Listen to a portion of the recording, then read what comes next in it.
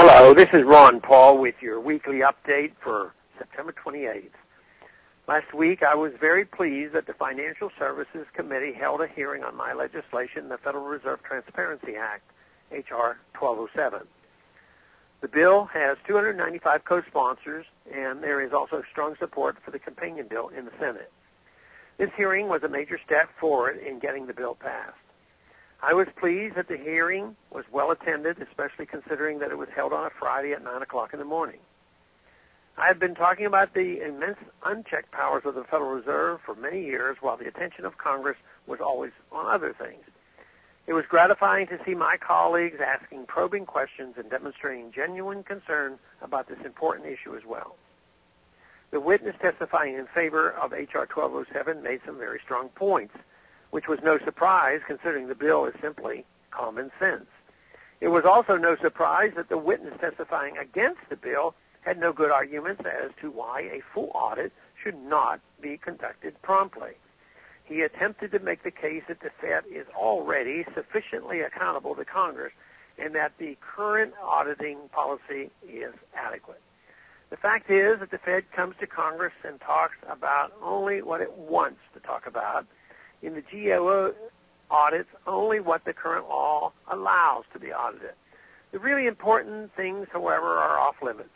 There are no convincing arguments that it is the best interest of the American people for anything the Fed does to be off limits.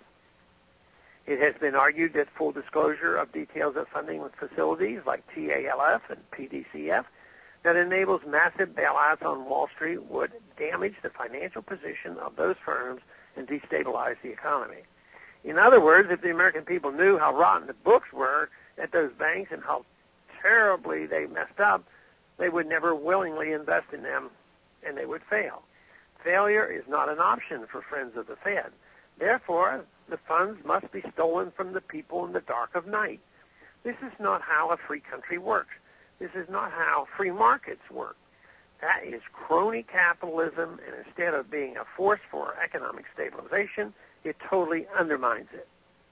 If the Fed gave its actual arguments against a full audit, they would not have mentioned anything about political independence or economic stability.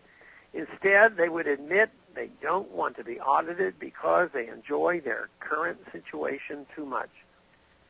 Under the guise of currency control, they are able to help out powerful allies on Wall Street in exchange for lucrative jobs or who knows what favors later on. An audit would expose the Fed as a massive fraud perpetrated on this country, enriching a privileged few bankers at the top of our economic food chain and leaving the rest of us with massively devalued dollars, which we are forced to use by law. An audit would make people realize that while Bernie Madoff defrauded a lot of investors for a lot of money, the Fed has defrauded every one of us by destroying the value of our money. An honest and full accounting of how the money system really works in this country would mean that there is not much of a chance the American people would stand for it anymore.